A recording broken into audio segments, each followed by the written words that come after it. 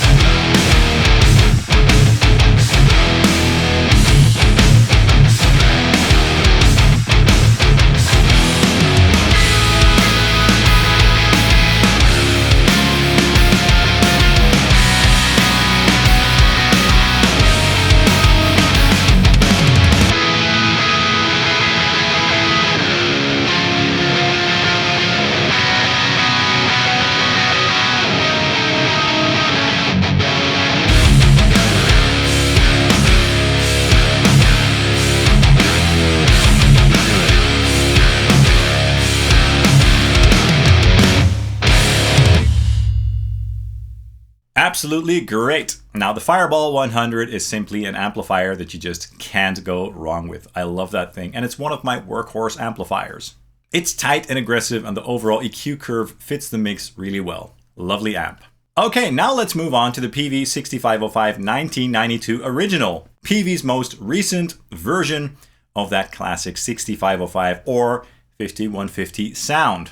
It's a 120 watt amplifier with 6 L6 tubes in the power section, and I'm going to use the lead channel. Okay, let's check it out.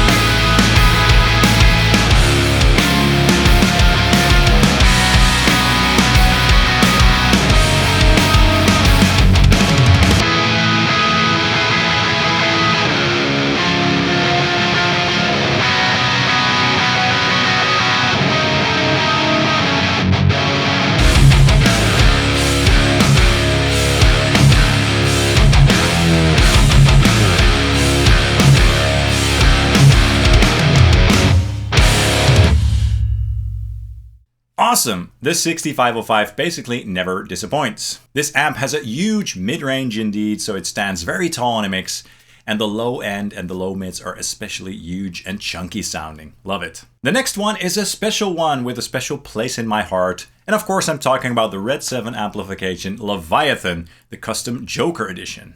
This is a 2-channel 120 watt amplifier with KD88s in the power section, and I'm going to use channel 2, so the red channel. And I'm going to use this channel with the bright switch set to the right setting. And I think that that's the setting where the bright switch is off. I prefer that setting for modern tones, basically. Okay, let's check out this wonderful and unique amplifier right now.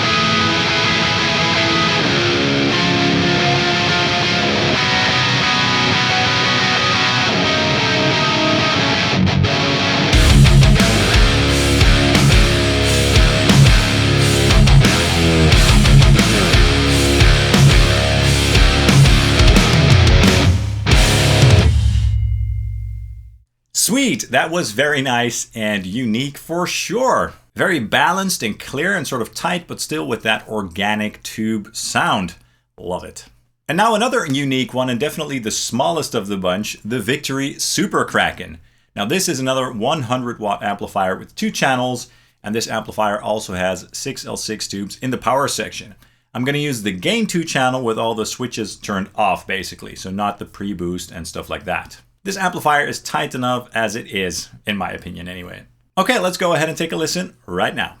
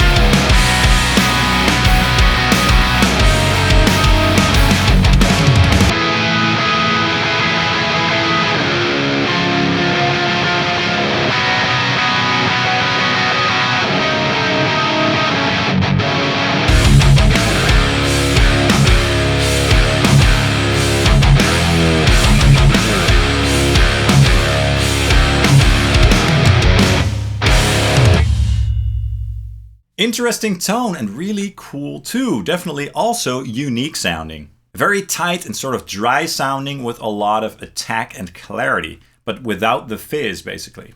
I thought it sounded great here too.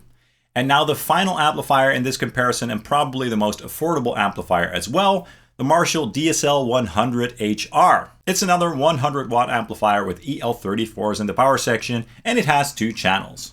I'm going to use the ultra gain channel with the OD voicing for the most modern and high gain tone. Okay, let's check it out.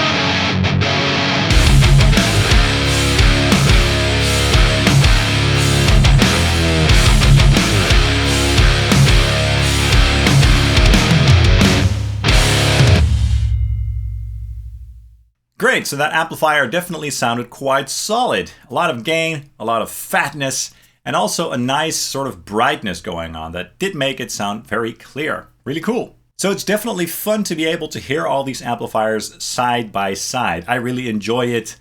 I mean, I'm the one who owns these amplifiers, but I get a lot of joy out of this.